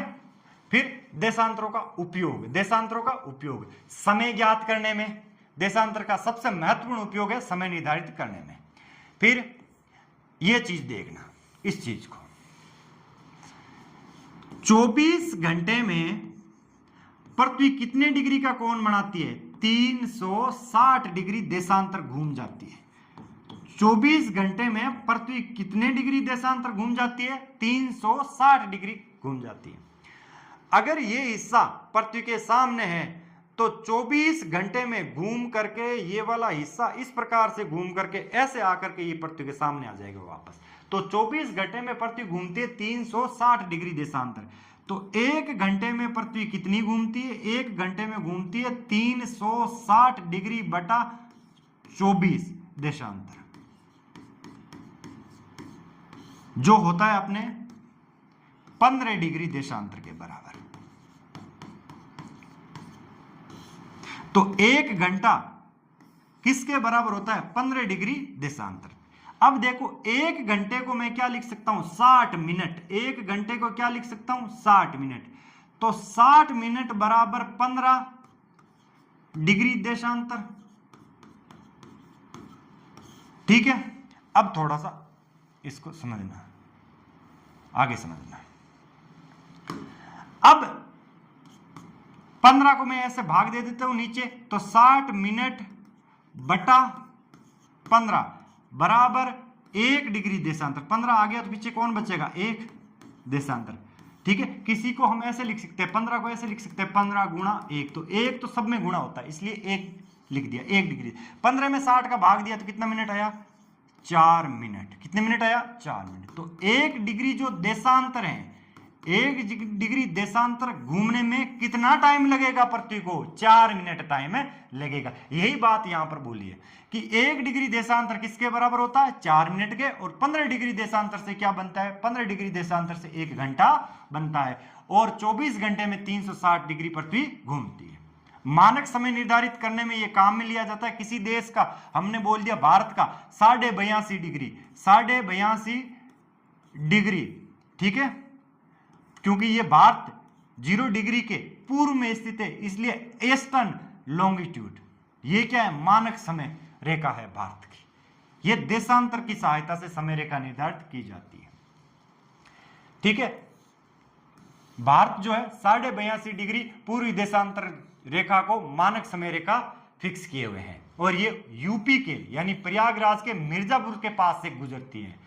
किसी स्थान की स्थिति ज्ञात करने में भी इसका उपयोग किया जाता है देशांतर का, मैंने बता रखा है। नेविगेशन में जहाज है, ठीक है। अंतरराष्ट्रीय तिथि रेखा में किसका उपयोग किया जाता है, तो देशांतर का। 180 डिग्री जो देशांतर है, जब पृथ्वी घूम करके सूर्य के सामने 180 पृथ्वी के ये कोण, ये 0 डिग्री अक्षांश है, सॉरी देशांतर है। जब ये पृथ्वी घूम करके ऐसे 180 डिग्री आ जाएगी तो उस समय अपने घड़ी में तिथि चेंज हो जाएगी, तो उसको हमने नाम रखा है 180 डिग्री अक्षांश, 180 डिग्री देशांतर का नाम रखा है अंतरराष्ट्रीय तिथि रेखा। अब देखो, ये वाला जो पृथ्वी को बराबर भागों में ऐसे बांट रहा है, इस देशांतर का हमने नाम रख दिया, इस देशांतर का हमने नाम रख दिया, क्या नाम रख दिया, 0 डिग्री देशांतर, जिसको हम ग्रीनविच रेखा भी बोलते हैं। ये देखो यहां पर इस जगह ये इंग्लैंड का ग्रीनविच शहर पड़ रहा है, इसलिए इस रेखा का नाम रख दिया ग्रीनविच रेखा, यानी ग्रीनविच देशांतर। उसके इधर ऐसे ये देशांतर, ठीक है, फिर इधर ऐसे देशांतर, ये तो हो गए देशांतर, ठीक है। और ये जो लाइनें हैं ये क्या है, अक्षांश, क्या है, अक्षांश, ये अक्षांश, ठीक है, ये अक्षांश। समझ में आ रहा? आगे देखो, ये रही 0 डिग्री देशांतर, जिसका नाम है ग्रीनविच मेरिडियन, ग्रीनविच मध्य रेखा, ग्रीनविच, मैं ऐसे लिख देता हूं, ग्रीनविच मध्य, क्योंकि पृथ्वी को मध्य से बांट रही है तो ग्रीनविच मध्य रेखा। ये यहां से जा रही है, यहां पर इंग्लैंड का शहर है ग्रीनविच, ठीक है। इस ग्रीनविच के इधर पूर्व में ये रहा भारत, भारत यहां पर स्थित है। तो भारत की जितनी भी देशांतर आएंगी वो पूर्वी देशांतर आएगी। कौन सी देशांतर आएगी, पूर्वी देशांतर, ठीक है। आगे देखते हैं,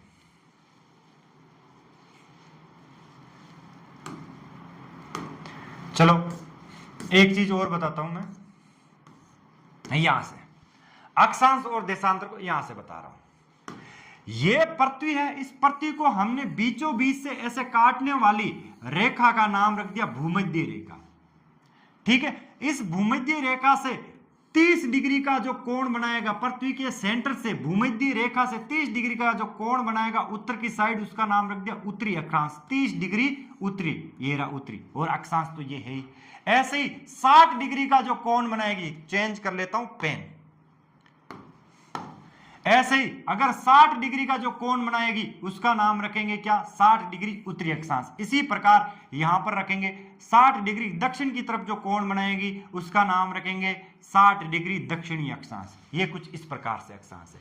तो ये अपने पास हो गई भूमध्य रेखा। इस भूमध्य रेखा के 30 डिग्री बाद में, अब थोड़ा सा ध्यान से सुनना, ये पृथ्वी है, ठीक है। इस पृथ्वी पर ये भूमध्य रेखा, भूमध्य पृथ्वी क्या है, गोला, और पृथ्वी को ऐसे बीचों बीच से काटोगे तो अपने को क्या मिलेगा, एक वर्त मिलेगा। ऐसा ऐसा एक पृथ्वी का एक मुंह कैसा मिलेगा, वर्त के जैसा मिलेगा। देखो पृथ्वी को हमने काट दिया तो पृथ्वी कुछ इस प्रकार से मिलेगी। छोटा में बना रहा हूं, हालांकि छोटी नहीं होगी। ये देखो, ये एक पृथ्वी का हिस्सा इधर है और ये एक पृथ्वी का हिस्सा इस तरफ ऊपर की साइड। तो ये जो हिस्सा अपने को मिल रहा है ये वर्त है। क्या है, वर्त। तो भूमध्य रेखा वास्तव में रेखा नहीं है, क्या है, व्रत है। तो हम उसको बोलते हैं भूमध्य रेखीय व्रत, ठीक है। तो भूमध्य व्रत, तो ये जो 0 डिग्री का व्रत है ये एक व्रत है, ऐसे, ठीक है। इस प्रकार से ये गोल गोल है, समझ लो ऐसे। यहां पर कोई प्लेट है गोल गोल, वो प्लेट क्या है, 0 डिग्री क्या है, अक्षांश है। उस प्लेट के केंद्र से, यहां से उस प्लेट के केंद्र से आप ये 1 डिग्री ऊपर गए, तो यहां पर पॉइंट, ये जो कोणीय विस्थापन इस हाथ और इस पेन के बीच में जो कोण बना, ये कोणीय जो विस्थापन है, कोणीय जो दूरी है, इसी कोणीय दूरी के अक्षांश है। ये पृथ्वी के इस जगह भी होगा, पृथ्वी के 1 डिग्री इस जगह भी होगा, इस जगह भी होगा, इस जगह भी होगा। ऐसे ही यहां से पकड़ के मैं ऐसे 1 डिग्री घुमाऊंगा तो 1 डिग्री का क्या बन जाएगा, चारों तरफ वर्त बन जाएगा। तो अक्षांश क्या होते हैं, वर्त होते हैं। 1-1 डिग्री के पृथ्वी पर स्थित, पृथ्वी के भूमध्य रेखीय तल के केंद्र से 1 डिग्री के दूरी पर स्थित पृथ्वी के सारे ही बिंदु को जब हम मिलाते हैं तो अपने को 1 डिग्री अक्षांश वर्त मिलता है।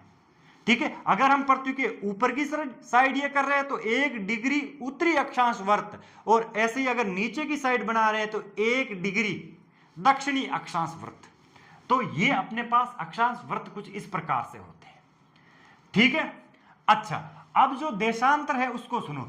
ये पृथ्वी को बीचों बीच से काटने वाली लाइन जिसका हमने नाम रख दिया 0 डिग्री देशांतर, 0 डिग्री देशांतर।